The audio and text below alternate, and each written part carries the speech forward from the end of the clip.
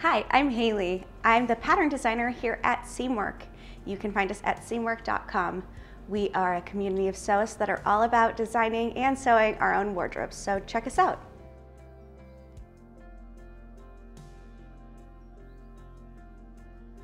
Today, I'm going to teach you all the basics you need to know for making your first bias cut garment. We're going to be covering what is bias, cutting, stabilizing, construction, and finishing.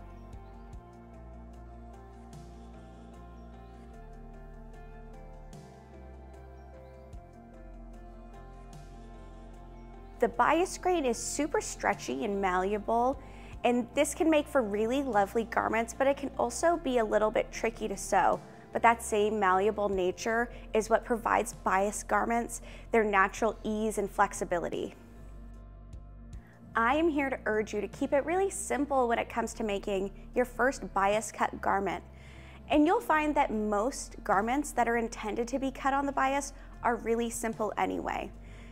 Things that are really great for the bias include camisoles, simple woven tees, and wrap skirts. Basically, you're gonna want to avoid anything that's super fussy with 8 darts and a ton of seams and closures. That just simply is gonna fight against you when you're sewing a bias cut garment.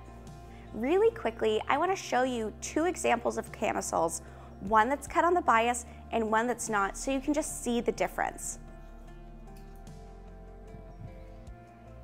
Here I have 2 camisoles, the Gwen, which is not cut on the bias, and the Savannah, which is cut on the bias.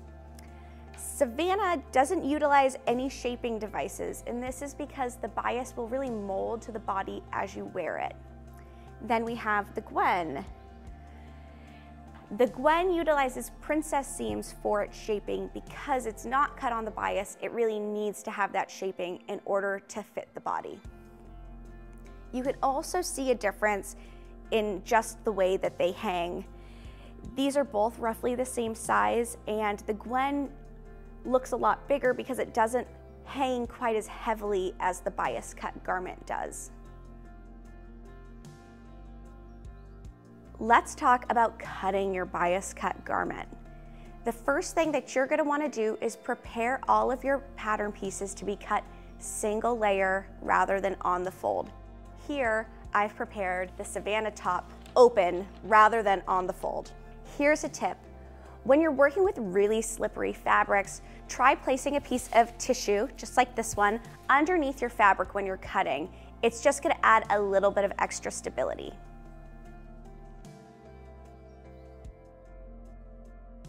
A rotary cutter is going to be the best tool for cutting out your bias cut projects instead of fabric shears, but make sure that you're putting a fresh blade on your rotary cutter.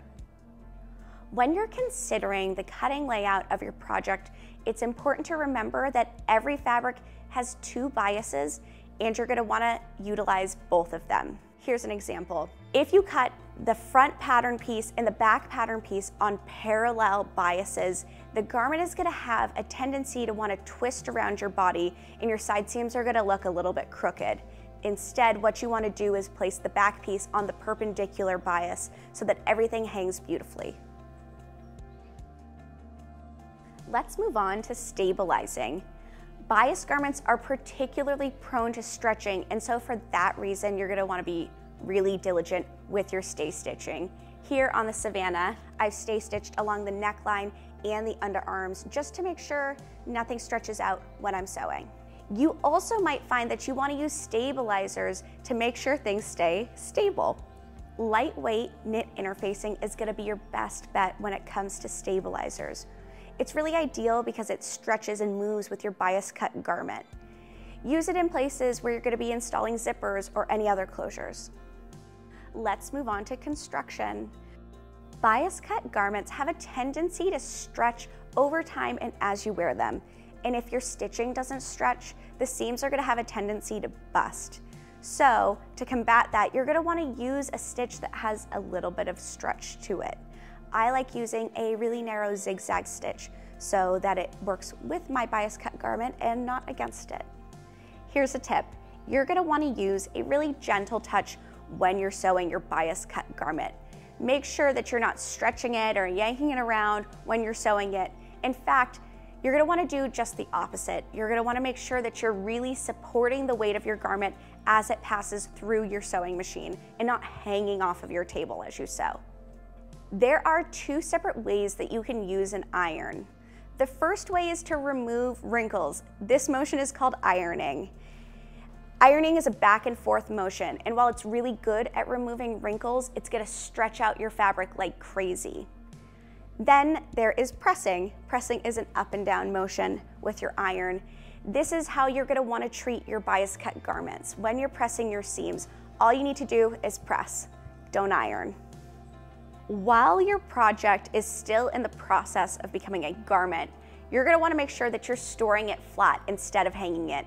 This is just gonna help make sure that nothing stretches out between sewing sessions. So you're almost done sewing your bias cut garment, and you may be tempted to just go ahead and hem it right away, but don't. You're gonna wanna hang your garment overnight to allow the fabric to relax a little bit. In the morning, you'll probably find that the hem looks a little bit uneven and wobbly. You're gonna wanna just trim it and make it nice and even again, and then you can hem it. One thing that I preach to all of my students is a steady progression of skills. Remember that sewing should be fun, so choose projects that allow you to focus on a few new skills at a time, and you'll absorb so much more. If you liked this video, be sure to like and subscribe and follow us on Instagram too. Thanks for joining me, and happy sewing.